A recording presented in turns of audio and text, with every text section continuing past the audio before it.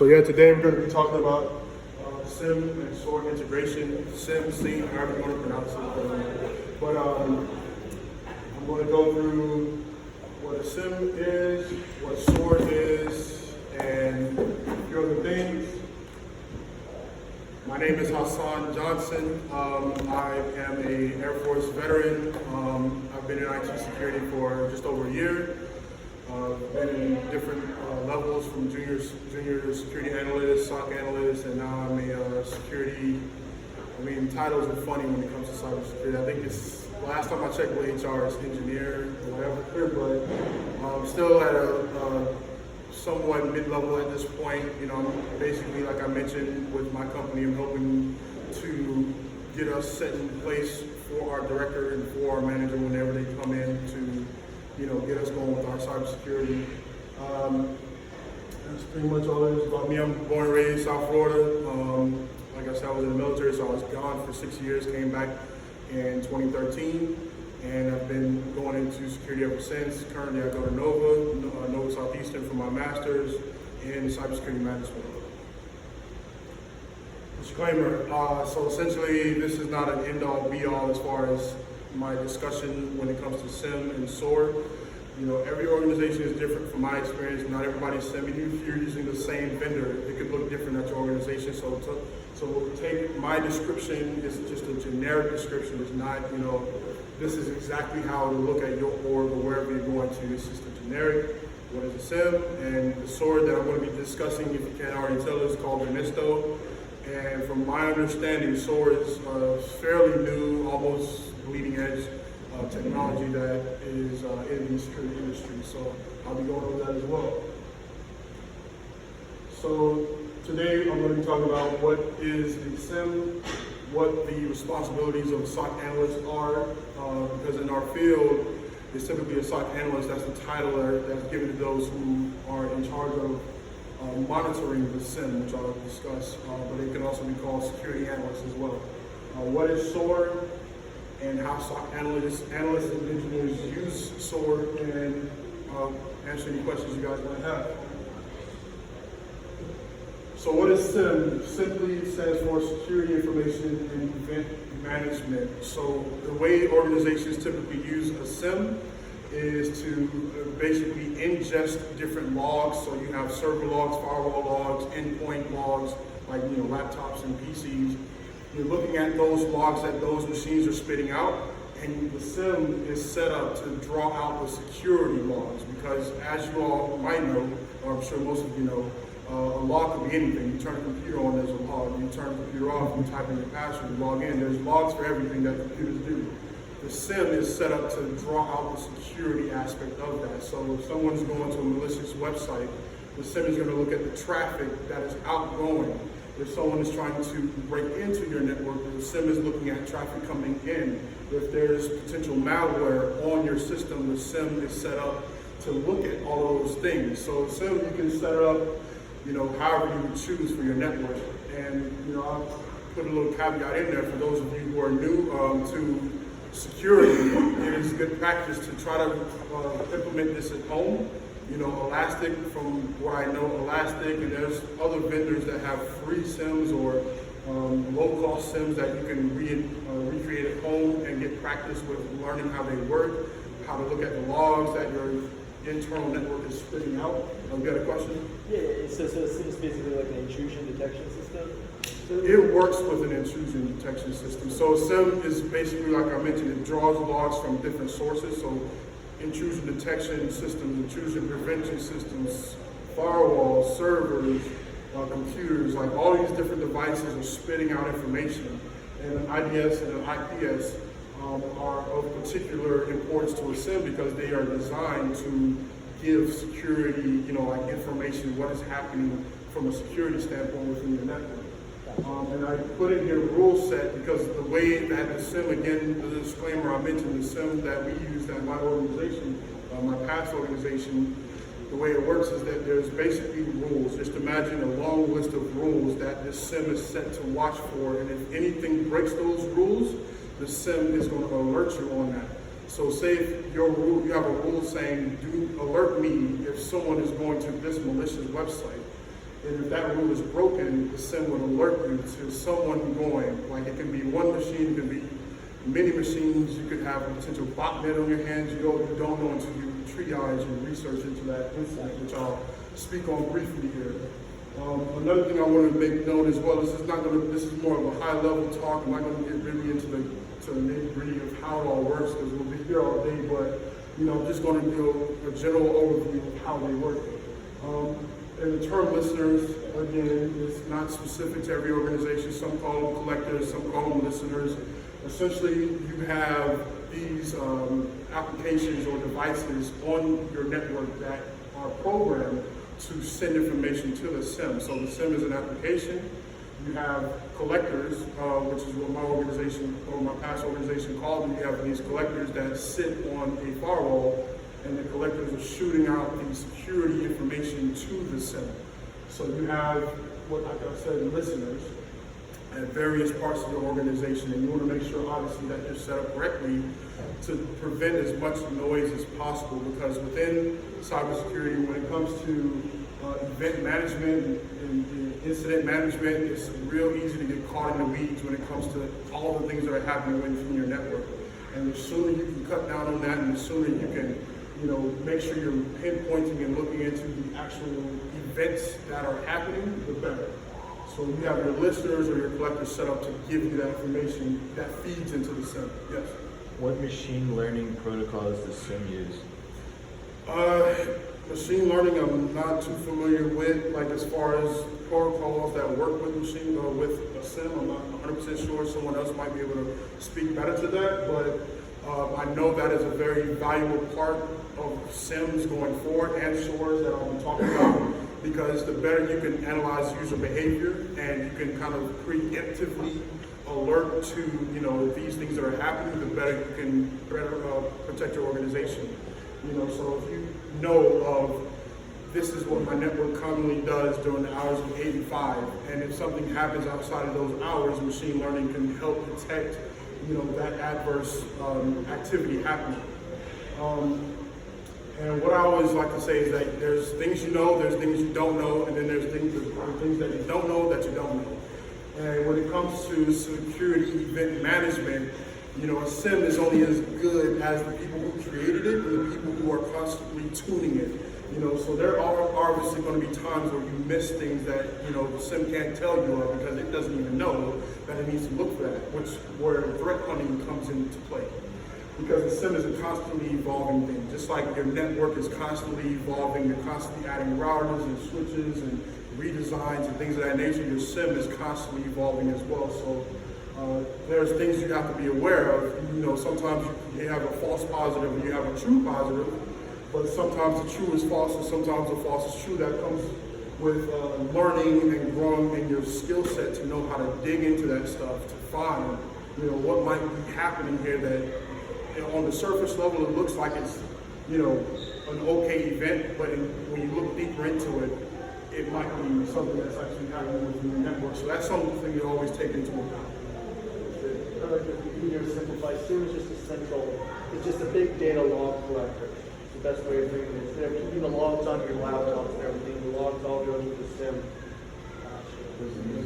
So, but the reason the SIEMs are so expensive, not just because they come with it, but the vendor typically has rules for these older devices, OSs and things, where this is a common log message that's often suspicious, and so you're paying for the vendor just like you get antivirus signatures. The SIEM vendor will give you a set probably to start with signatures that says these events are usually suspicious or definitely signs you're in trouble, and then you have to choose from there to what you actually are concerned about. In your experience, which cloud providers do the SIEMs I'm providing the software moments. I can't help you there. Yeah, question. It just works like the syslog in Cisco, right? Basically. What's that? The syslog in Cisco is basically very similar to that. Yeah, the SIEM takes the same information, exactly, but it makes sure that it's security focused as best as possible. Like I said, it's always maturing. And like I mentioned in the beginning, and at the end we'll have time for questions. There's not much more left, but here I wanted to kind of give a look at what a SIEM looks like. This is for the SIEM. This is what my last organization used. This tab, I kind of wanted to use incidents, but because I'm not with that organization, I couldn't get that information. But essentially what you'll be seeing in a SIEM is events. Like each line, imagine it being an event. This could be, 10 events or 1,000 events and all types of things happening. Like the SIEM will show you SQL injection, traffic to a malicious website, potential malware on that device. Like so many different incidents that you'll see here. And the way it works is you'll open it up, you'll like double click on it, you'll open it up, and it gives you detailed information like what IP, what's the source IP of this event, what's the destination if it's a traffic related event, what is the username of that individual. Like it can give you really granular information. You can, like I said, it's something that matures so you can tell it as granular as you want, or you can say, I don't need to know that information, I just need to know at a higher level what's happening, and triage it from this page here. Like I said, from the incidents tab, you can look at it, open it, and triage it from there. My organization that I was at was an MSSP. So we essentially not only were responsible for our network, but we were responsible for the networks that we, had clients for or whatnot. So we would see on a screen like this, we would see not only our events, but we see like 5 or 6 or 10 different clients' events happening within their network, and we have to triage. We're responsible for doing that, which is why part of the reason SOARs help us in triaging events, because you get a lot of the same stuff happening all day, and SOARs help you to nail down those things that are unique. Instead of having to do the same rigmarole over and over again, SQL injection, these things are happening all day. And not to scare anybody with that, because at the end of the day, you have a lot of bots that are out there that are all day long trying to break in as best as they can. They're trying to use, bad code to, like PHP or whatever the case might be, to break into a website. They're trying to throw in all kinds of bad code. If you look into SQL injection, like I said, I'm not going to get too much in the weeds, but the way it works is that you have a site with a search on that site, and I'm pretty sure most of you know that looks like search this or type in this username and password. You have bots all day long, 24/7, that are trying to throw in bad information. The SIEM's job is to tell you of that happening and to find out why. Most firewalls, like most organizations that I work with, Cisco, whatnot, Alto firewalls, they're already pre-programmed to stop that anyways. But as a SOC analyst, your job is to find out why that happened and how to prevent it from happening in the future. Like it might be an update to a firmware. It could be an update to that PHP, that part of the website or whatnot. And like I said, this is what you will look at in the center. And as a SOC analyst, this is just kind of somewhat of a look over the SOC of a security operations center. Again, take with a grain of salt. Everyone's SOC might look different, but essentially, the SOC analyst is looked at as the first line of defense after the servers or the firewalls do their job. And after whoever set up that network, after they put in all of their rules and devices in place to prevent like the IPS and things of that nature. After that has done its job, if there's anything that's happening outside of that, the SOC analyst is responsible. You have typically in an organization that has a SOC, you'll have different levels. So your level ones will see like everything that's happening, and their job is to disseminate between the false positives, true positives, the things that are somewhat normal, whatever the case might be, and to escalate the things that are not, and to have a level 2 or level 3 do research. So another part of their job is to give a detailed report of whatever they see happening, because the worst thing that can happen, I would like to say, just like when I was in the military, when you treat things as, the norm or complacency is what I'm trying to say. When you get complacent, that can lead to bad things happening. And if you can, basically have that mindset in the back of your head, take everything as, this could be the thing that, brings down this network, all the better. And the better you can report on it, the better. Like the source of this attack, the destination, what kind of attack it was, what your recommendation is to avoid this happening in the future, so forth and so on. So your reporting and documenting skills have to be, top notch, even as a level 1, so that your level 2s and 3s can have all the information they need to further triage if necessary, if that makes sense.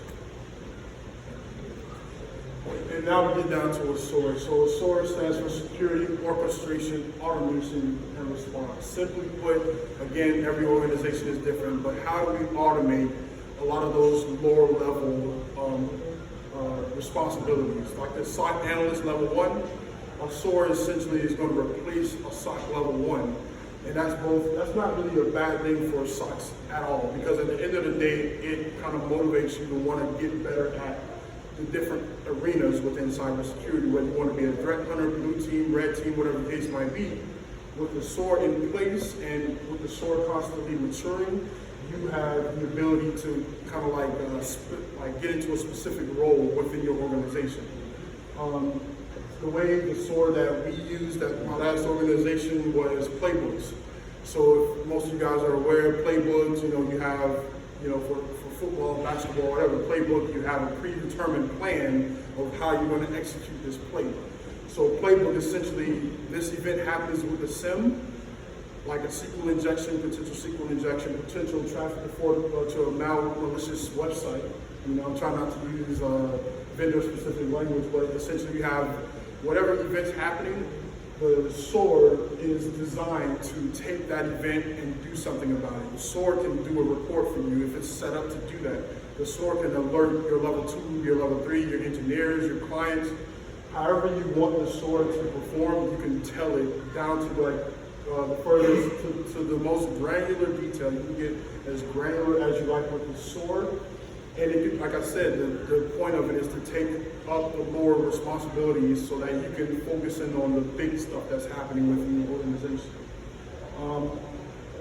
And an example of a playbook that we used at my last organization would have been if we had an internal, it's called high UDP or TCP port scanning.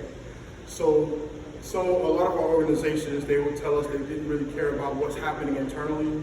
That's what they chose to, that's the position they chose to take. So if we saw that, if our SIEM told us that there was high TCP or UDP traffic port scanning happening, the SOAR would be kind of like programmed to take that event and to, in some organizations, just close it out. Just say, hey, we see this happening, but the org doesn't want to know about it, so we're just going to close it out because it was internal. Now, if it's external to internal, like if someone is trying to do a port scan within your organization, that's a completely different story. But if it's internal traffic doing port scans on like high port numbers, then some organizations don't care. And that's the kind of playbook you would create to say, hey, instead of me using my valuable time to triage this event, I'll just create a playbook to do what I would have done anyways and move on to more important stuff, if that makes sense. And that is the benefit of it, to cut down on that time that it would have taken you in the past to triage, to get down to the more important stuff that's happening within your organization. And let me just back up real quick. And this is just like a generic way to look at what's happening within the SOAR. So you have detect, triage, respond, and prioritize. So that's kind of like the point of it all, to do that autonomously. You detect the event happening, this is what you're going to do to triage it, you respond to it, and then you prioritize it. And you have your highs, your lows, your mediums. You tell the SOAR how to treat each one of those different event types. And this is just like I showed the sample of a SIEM. I know it's pretty small, but essentially this is an example of a SOAR. And how they work in concert with each other. So a SOAR doesn't necessarily take the job of a SIEM. You need both working together.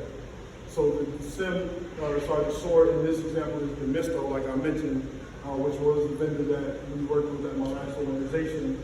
And it gives you all of this data. Like if anybody here is familiar with Kibana, it's essentially, the point of it is to give that, nice looking data so you can understand what's happening, what kind of threats are happening, how often, like maybe there's one or a group of users that the same type of attack is constantly happening over and over. They're having constant traffic going to a malicious IP. That could be a potential botnet happening on your network.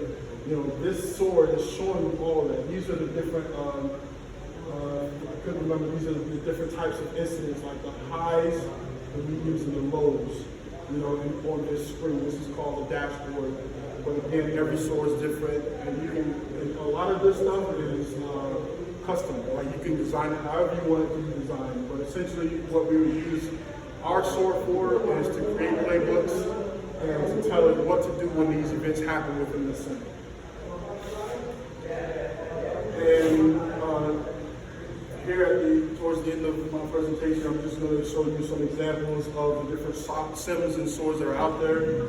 A lot of you who've been in security for a good while, you know about Rapid7. This is the Misto, their emblem, Elastic Stack, and Splunk. Elastic, I've noticed personally a lot of changes within that that company. They now have their own SIEM, and I believe you can use them along with a SOAR. So you can use Elastic Stack as a SIEM, Elastic, and have SOAR work on top of that. Use all the logs that Elastic is giving you, they pretty it up with Logstash, and then Combiner shows you what I'll touch on that briefly. But essentially, how SOC analysts and engineers use SOAR is to mature their security, their standing within their organization, to make sure that they have a product that's worthwhile, that's giving them good information, that's giving them actionable information, because at the end of the day, you're doing everything you can to prevent the worst from happening. But obviously, if it does happen, you want to have something in place to give you that kind of get you on the right track to triage, to get into the forensics of these events that are happening. Another use of a SOAR from SOC analysts and engineers, it gives you a good separation of duties. At my last organization, the SOC analyst's job was to pretty much analyze, to pretty much see what's happening. But they have to inform the engineers of things that might not make sense from what they're looking at. The engineer's job is to make sure the SIEM and the SOAR is programmed correctly to give the valuable information that the SOC analysts need. That was one of the growing pains that comes with having a new solution in place. When we first got our SOAR in, there's a lot of data that it needed, that the engineers were basically tasked with giving it in order for the analysts to do their job. And the last thing I wanted to say here, as far as a lab, like I mentioned to some of you guys in the beginning who are looking to get into security or brand new, it helps to have a lab based off of what is already out there actively being used. Like Elastic, from what I've learned so far, is becoming a very well-known solution for a SIEM. Like their data that they're able to grab, that Elastic is able to grab from within your network, is very valuable and it can be used to take actionable right away. It's cloud-based, so it's very quick data you're getting from Elastic. And I believe the last slide here is for questions. So if anybody has any questions, that's pretty much it for my presentation. And like I said again, take it with a grain of salt. The solutions that I mentioned, every organization is different, and how every organization uses the same solution is going to be different. So you have it. Yeah, so SOAR is basically like a means of automating certain tasks on like the SOC, right? Exactly. At the SOC, right? Yep. So it's just usually like a graphical user interface like that, like you were showing, like. Well, part of it, yeah. Part of it is to display, what's happening, what kind of incidents are going on within your network. But the other part is to actually design actions that's going to do, like the playbooks, like I mentioned. So you're scripting that, like in Python, or? Depends. Like some SOARs use Python, some SOARs they use Java. Was it JSON? Is the language that they use for their playbook. So it's different languages they tend to use. Yeah. Python, from what I've seen so far, because there's a lot out there. Yeah. There's more SOARs that are coming out, but Python is a majority of them use the same language, and they also allow you to be very custom with that as well. You can say this is the language I use. They allow you to be flexible with the languages that they use. SOARs in general can be very graphical for your flow chart and what you want done. In general, what you're going to have is some sort of plugin, like this is a plugin that talks to my firewall, this is a plugin that talks to my IDS, This is a plugin that can go after virus total and retrieve data, and you combine those in the order that your company considers appropriate. The vendor, or depending on the vendor, some of them have concepts of shared playbooks or putting libraries on GitHub. You can just download what other people have done and customize it. But you have to realize every organization's risk tolerance is going to be slightly different. Some company may say, okay, I want to automatically block this IP and take it off the network, whereas another company will want them to push the button to have an approve step in the middle before their IP is blocked. Gotcha. You have a Things question? like that. No, sorry, somebody else? Yes, sir. So if you had, let's say you had like Splunk, and you had, you were monitoring the antivirus, signatures coming in with that, you got the SOAR to go there, and let's say you had a database access monitor, watching for SQL attacks. Yes. Would you typically use a sort of product like the Visto to say, in fact, you run the search query in Splunk and you see that you detected a malware detection off the antivirus, Yep. and you've got somebody, maybe somebody's doing an SQL injection attack in the database, or maybe you have some against something from the web application firewall. So it's somebody's trying, it looks like, to do an SQL injection attack, and I saw something on the database access monitor, and you might try to correlate that in that sort of missile app. Is that what you're saying? Yeah, so like I was mentioning, it works in concert with our SIEM. So you can have your SIEM look at signature-based attacks that are happening within your database. And if the SIEM is set to watch that, monitor that traffic, then the SOAR is going to see it. If you tell it to ingest that information, like, hey, the SIEM is alerting to this database being manipulated, because that happens a lot. Like some users, some organizations give too much access to too many users, so you'll have, data being moved around within the database, and the SIEM can be set up to alert on that, and then the SOAR can be set to basically automate the response to that. So you can have it go straight to the program team lead, the DevOps lead. You can have it go to the CISO if it's serious enough, and program it to alert the proper channels and essentially triage it from that point on. Like if you have, say for instance, one endpoint user doing multiple things, like you have an escalation of privileges happening at the same time as a potential SQL injection happening, the SOAR can put all of that data together and give the SOC analysts, engineers, and anybody within that team the view of that data from the top down and the ability to triage it deeper if needed. So it definitely has that ability. So why, isn't the SIM supposed to be able to do correlation? Yes. Why do we need SOAR? Why would if you were in the SIM business, why wouldn't you just say, look, we're going to do another level of correlation, because we're going to have actions, right? Why wouldn't we just do that and follow it? Well, from the way that the organization I used, the SOAR didn't have the ability to ingest data itself. It had to work with the SIM to get that data. It's just, the way we used it was just to automate what we were already doing with the SIM. So every time something comes into the SIM, the SOAR would take what was happening and then automate that task. But I get what you're saying, and I mentioned that as well earlier, that there are organizations, companies that created SIMs that are now they're creating SOARs as well. So I don't know if they're using the two together or if they're creating SOAR solutions to take over for what the SIM does, but that's the way we used it. If you were Splunk, Yeah. if they're big enough, why couldn't they say, okay, yeah, it's another feature we need that? Just add it in, yeah, it makes sense. Splunk acquired Phantom, which was a SOAR company. Okay, so they're probably going to bolt it all. Right, and the Visto, the one that I mentioned, the SOAR, Palo Alto acquired. Visto acquired it. Leor talked at the ISSA conference, if you watched him there. You can find the picture from talking to Leor Coleman in general, which is the Visto. One of their original architects, so he's often flying to Israel, because that's where they're based out of. Israel and California. As I said, I gave a talk a few years back on FireEye SIM SOAR product, showing off what I was working on at the time. There's a lot of use cases here. I was looking at, because we were talking to Pacific Hackers, I don't see his video on it, but they pulled videos down from their channel from last year's conference, which is only 10 online. The ISA conference? ISSA conference? Well, he talked at the SOAR SSA conference. Yeah. Yes, I was also at the Pacific Hackers conference. I would have the original recording of that, but apparently you can make it online or someone can hold it. Yeah. Anybody have any other questions before I wrap up here? Or? Yes, sir.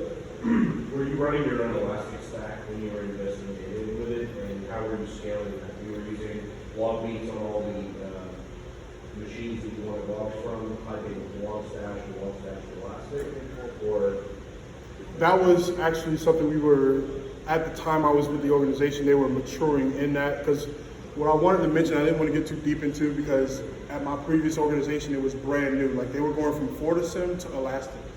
And you have Elastic, and if you guys, some of you might not be aware, there's the Elastic Stack, ELK, Elastic Logstash, and Kibana. So as to your question, we had beats on, because that's actually another addition. I don't think they included it in the name. file beats is like the Yeah, small WinLog beats, file beats, they had, so essentially beats was, the way I understood it, it's like those collectors. It's essentially, I believe the WinLog beats specifically for Windows. So you put it on a Windows endpoint device and it shoots data to Elastic, specific security data. Like if someone was logging in after hours that they don't normally log in, if someone was trying to break into an account and there's constant wrong pass or whatever the case might be. So the way we used it, like I said, we had, from what I remember, we had some clients that had the WinLog beats on their endpoints. It would feed that data to Elastic, but we had an issue with Logstash because essentially, for whatever reason, the powers that be, because I was an analyst there, so their architect, I don't know what happened, didn't think to, have Logstash work in concert with Elastic and Kibana. So they were trying to figure out a solution for basically prettying up the data that Elastic was putting in. So yeah, but essentially you would have your log beats feeding to Elastic, cleaning it up with Logstash, and then Kibana would kind of show you to a very basic understanding of what is happening. Is it implied that you're doing some level of sampling of this data, or is it all the raw data as it would be on the machine? Because I mean, at some point you're going to get overwhelmed with logs if you scale to 10,000, 50,000, 100,000 instances, right? Right. Are you doing some level of sampling with that, or is it, do you need to scale the solution to have a one-to-one for every log written on every machine has to be in this thing for it to be effective, or Well, there was, from my understanding, there was sampling that was going on prior to us choosing the solution that we were going to work with. Like, hey, based off of this server log, these firewall logs, these endpoint logs, what are you doing with this data, and how can it best serve us? But again, that was a little higher level than where I was sitting at. I was more of like an architecting, and our SOC manager kind of made that decision.